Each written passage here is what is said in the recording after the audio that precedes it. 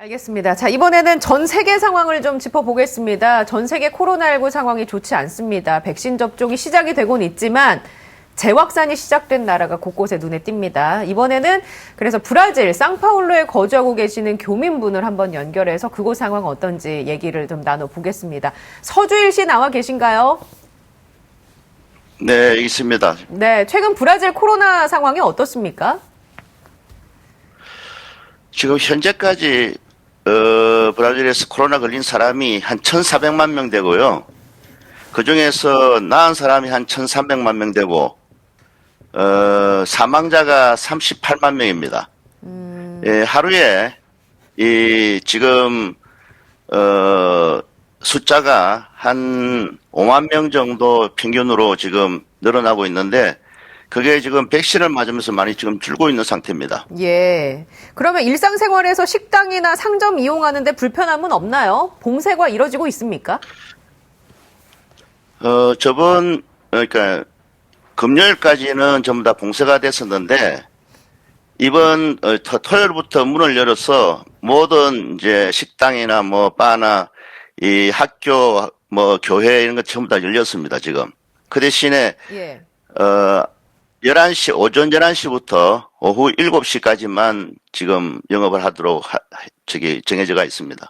네, 아까 백신 때문에 그나마 상황이 조금씩 나아지고 있다라고 말씀을 하셨는데요. 지금 브라질의 백신 접종 상황은 어떻습니까? 여기 지금 백신 맞은 사람이 전부 다 한 3천만 명 정도 되고요. 브라질 인구가 지금 여기 2억 한 2천만 명 되거든요. 그런데 이제 3천만 명이 지금 백신을 맞아가지고 2주 전까지 이 중환자실이 100% 다 차가지고 기다리는 사람들이 줄을 섰었는데 지금은 이제 줄어가지고 70% 정도 지금 중환자실이 차가 있고 일반 환자실은 한 5, 60% 정도 됩니다. 브라질 상황이 굉장히 나빠서 뭐 대통령 탄핵 얘기도 있고 이러는데, 상당히 나빴을 때하고 지금하고 비교를 하시면 지금은 좀 어떤가요? 그때 제일 나쁠 때하고 지금 비교를 하시면 지금은 어떻습니까? 그러니까 이제 제일 나쁠 때는 하루에 4천 명씩 죽었거든요. 그게 한 2주 전입니다.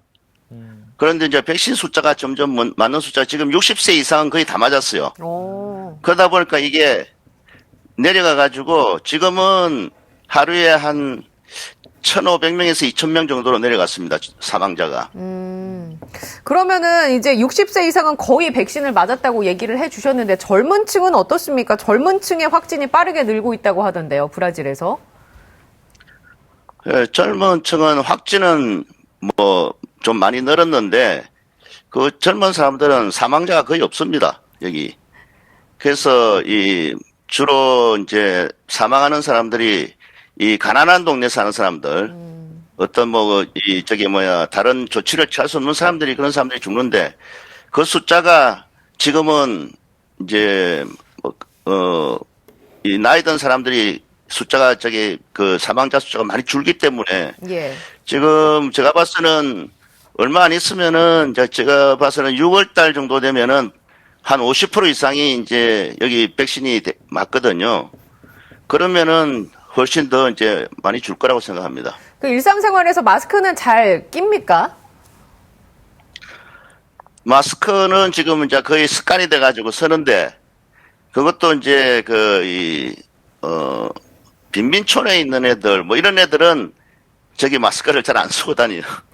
그래. 예, 알겠습니다. 자, 이렇게 바쁘신 와중에도 시간 내주셔서 감사합니다. 예. 네, 고맙습니다. 자, 지금까지 브라질에서 거주하고 계신 서주일 씨와 함께 얘기를 나눴습니다. 정말 전 세계적으로 확진자가 다시 늘고 있는 와중에 브라질 같은 경우는 그래도 백신 접종이 생각보다는 꽤 많이 이루어졌네요. 60세 이상 같은 경우는 거의 백신을 맞았다고 하고 6월 중으로 50%의 국민을 맞을 계획이다라고 얘기를 해주셨거든요. 지금 세계 백신 접종 현황이 어떻습니까? 그리고 우리나라 속도를 좀 짚어주실까요?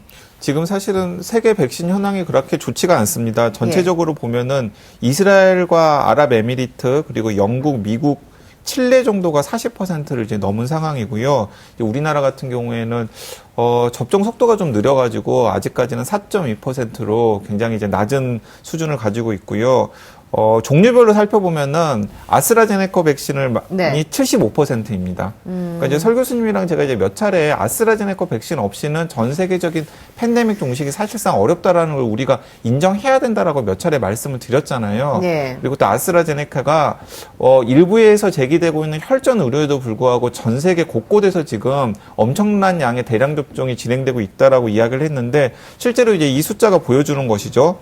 아스트라제네카가 156개국에서 전 세계 현재까지 백신 접종된 물량의 75%를 지금 접종을 했고요. 네. 이제 화이자가 91개국에서 44% 정도 접종이 되고 있고요. 그리고 모더나 그리고 중국 백신, 러시아 백신 순으로 지금 접종이 진행 중인 상황입니다. 예. 그 앞서서 브라질에 계신 그분이 이런 얘기 해주셨어요. 거의 사망자도 가난한 동네에서 많이 나오고 있고, 마스크도 가난한 동네에 거주하시는 분들은 잘 착용을 하지 않고 있다. 재난은 가장 가난한 사람들부터 무너뜨린다라는 얘기가 있는데, 교수님, 미국과 부유한 나라들이 백신을 지금 현재 독점하고 있지 않습니까? 그래서 일부 노벨상 수상자들이 바이든 대통령에게 백신 특허권을 포기해야 한다. 이렇게 얘기를 하고 있는 모양입니다. 이게 이제 얼핏 보면은 굉장히 일리가 있는 것 같지만은 예. 사실 이게 그렇게 실효가 별로 없습니다. 왜 그러냐면은 이제 이게 백신이 이제 예를 들면은 약처럼 단일 물질인 경우에는 특허권을 해제를 하게 될 경우에는 금방 카피가 가능한데요. 다른 나라에서 여기저기서 만들 수 있는 그렇습니다. 건가요? 만들 예. 수가 있는데 백신과 같이 매우 복합적이고 단일 물질이 아닐 경우에는 특허를 해제를 한다고 하더라도 똑같은 걸 만들기가 어렵습니다. 그러니까 오히려 이런 노벨상 수상자들이 제가 생각할 때는 지금 이런 제안을 했으면 어떨까 하는 생각이 들어요. 예컨대 전 세계 지금 팔리고 있는 백신 회사들에게 각 국가, 다양한 국가들에게 배포할 수 있도록 생산 시설, 거점을 확립하고 거기에 기술 이전을 하되 그 국가로부터 적당한 이윤을 받아가는 그런 형태. 그래서 생산을 늘릴 수 있는 방법을 오히려 촉구했으면 어떤가 하는 생각이 듭니다. 왜 그러냐면 이것 때문에 그래요.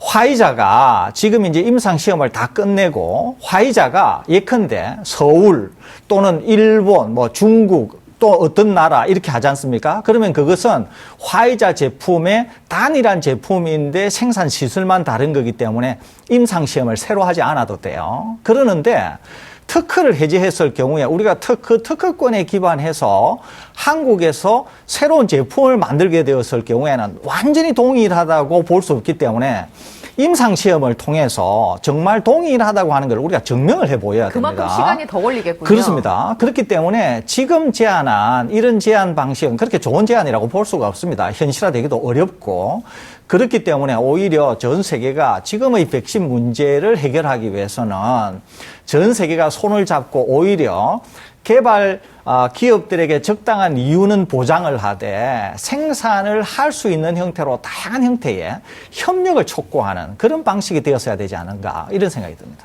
그런 협력을 촉구했을 때 우리나라가 또 역할을 할 부분이 분명히 있겠죠. 충분히 있죠. 우리나라 예. 같은 경우에는 생산을 할 수 있는 다양한 형태의 시설을 가지고 있고 실력도 다양한 그런 어떤 투명한 사회 시스템 거기에다가 인력도 아주 고급 인력이 있기 때문에 우리나라 같은 경우에는 상당히 전 세계에 중요한 그런 생산 기지가 될 수 있기 때문에 그런 점에 대해서 세계가 아주 예. 협력하면 좋겠다는 생각이 듭니다.